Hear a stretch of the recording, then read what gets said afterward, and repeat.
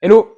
Une petite vidéo aujourd'hui parce que j'ai de plus en plus de gens qui viennent en boutique, qu'ils soient particuliers ou pros d'ailleurs, et en fait qui ont du mal à distinguer les deux grandes catégories de rhum.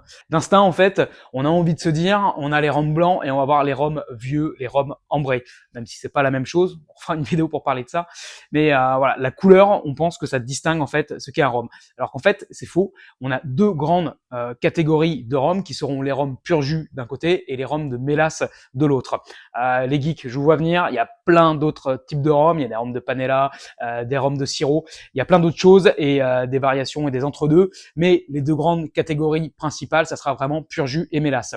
La différence, c'est quoi? Le pur jus, en fait, on va prendre la canne à sucre, on va venir la presser dans des espèces de pressoirs manuels ou automatiques, et ensuite on va venir prendre ce jus et le mettre en fermentation.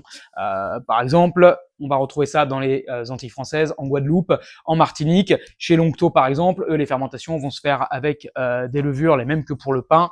On va retrouver la même chose chez A1710 par exemple en Martinique, mais également chez Paranoubes au Mexique, dans l'état d'Oaxaca. Ça, ce sont les rhums pur jus. Et ce jus de canne est donc mis à fermenter et ensuite est distillé le plus souvent, notamment dans les Antilles françaises, en colonne créole. La mélasse, c'est quoi? La mélasse, en fait, c'est un résidu de la production sucrière. C'est pas très beau dit comme ça, mais pour faire encore plus simple, c'est juste le sucre qui n'est pas cristallisable. Quand on va venir prendre du pur jus de canne à sucre pour faire du sucre, on va passer dans plein de systèmes, notamment des centrifugeuses. Et en gros, ce qui va sortir de cette centrifugeuse et qui ne pourra pas être cristallisé, qui ne pourra pas faire des cristaux de sucre, ce sera notre mélasse.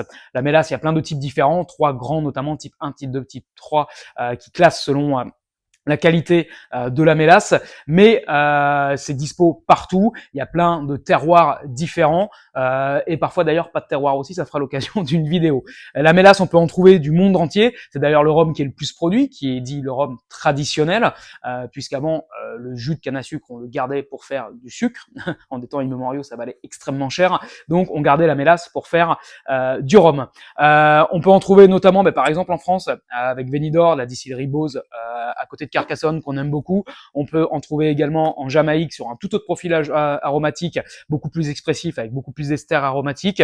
Mais on peut en trouver également en Amérique centrale, en Amérique du Sud, en Asie, absolument partout où il y a de l'activité sucrière. Et vous allez me dire, le vieillissement dans tout ça, en fait, le vieillissement, il est annexe. Alors, soit il va venir apporter des nouveaux arômes, en fonction du type de fût, en fonction de la durée qui va rester dans le fût. Également, l'alcool va avoir tendance à se détendre et à s'oxygéner un petit peu. Donc, on va avoir des profils aromatiques différents, mais ce n'est pas une catégorie de rhum à part entière. On va avoir vraiment le rhum pur jus et le rhum de mélasse. Et après, on aura plein d'autres sous-genres dont on parlera un petit peu plus tard. Voilà, j'espère que vous y voyez un petit peu plus clair. Si vous voulez venir goûter les différences entre les différents rhums, n'hésitez pas à passer en boutique. On a plein de bouteilles ouvertes pour dégustation. À bientôt.